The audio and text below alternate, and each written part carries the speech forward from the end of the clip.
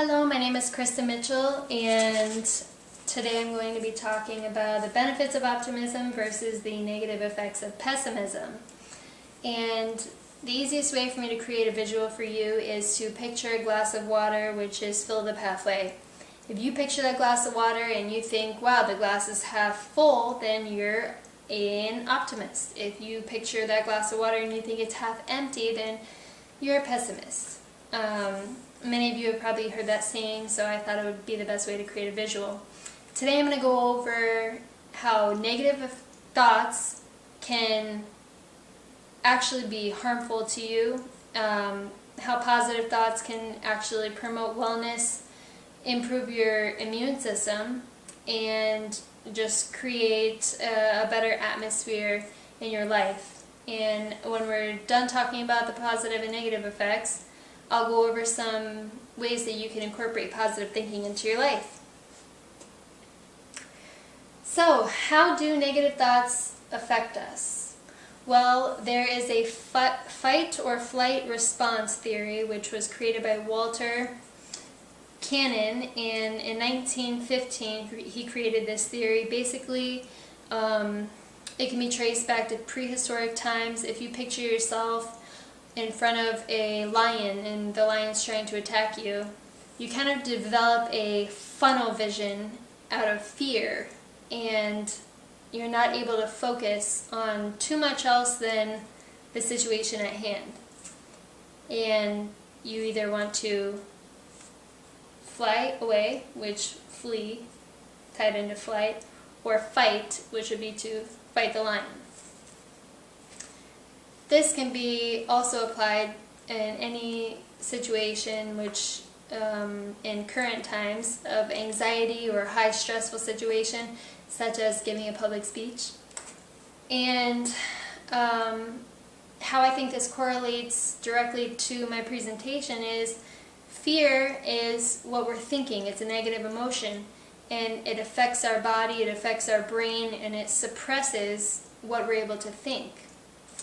So if somebody was thinking positively at that time and the lion's right in front of them, they might be able to, they're not in tunnel vision, so they might see a tree that they can climb up really quick, and that would be beneficial.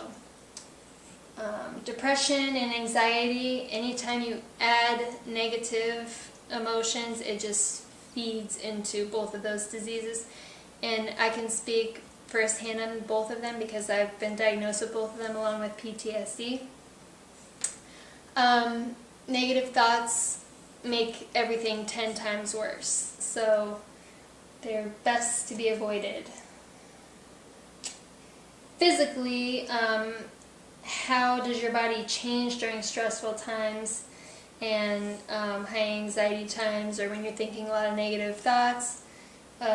Dilation of pupils, breathing at a faster rate, accelerated heart rate, blood is directed towards your muscles, and you release a hormone of adrenaline and cortisol. And there's lots of other ones listed here. It's just not good.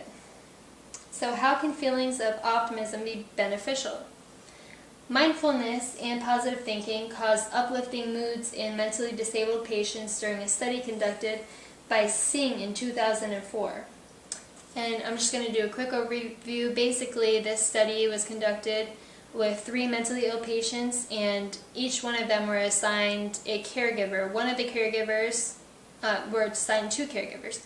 One of the caregivers was trained in positive thinking and mindfulness. The other one was not.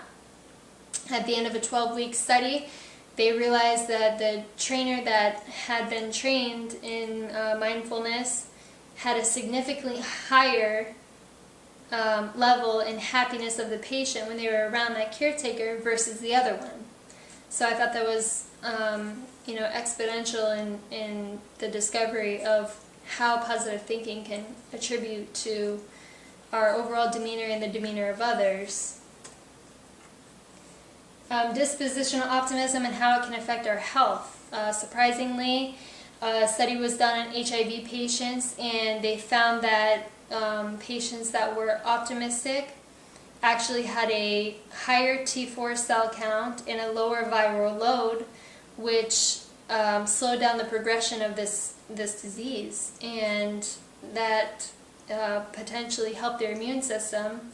So when people say think positive thoughts when you're in a hospital, listen, because it scientifically has been proven to be beneficial.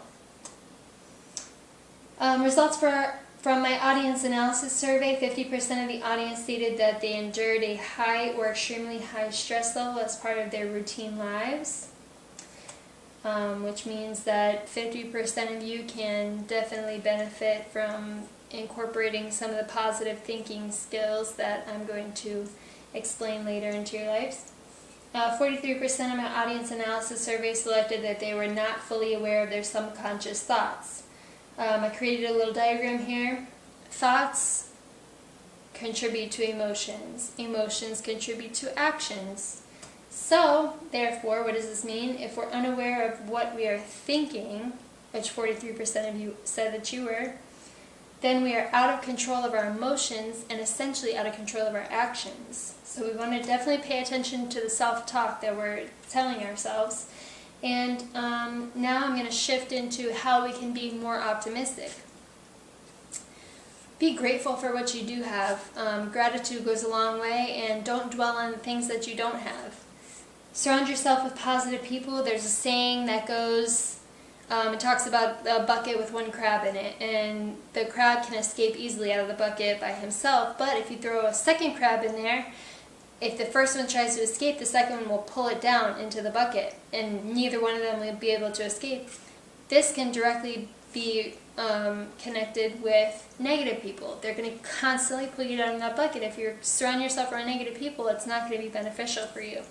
So if you're surrounding yourself around positive people, which 90% of you said in the survey that you surround yourself with at least 1 to 2 positive people. That's also called the law of attraction. Smiling can actually trick yourself into thinking that you're happy and release endorphins, and helping someone can also make you more optimistic because it will release a hormone called oxytocin, which will give you feelings of happiness and optimism.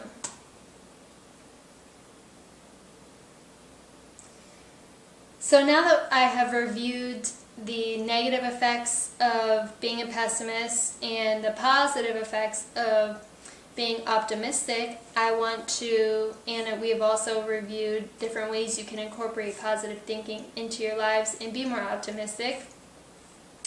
I want to end this with a quote, and it's called, it says, "We can complain because rose bushes have thorns, or rejoice because thorn bushes have roses."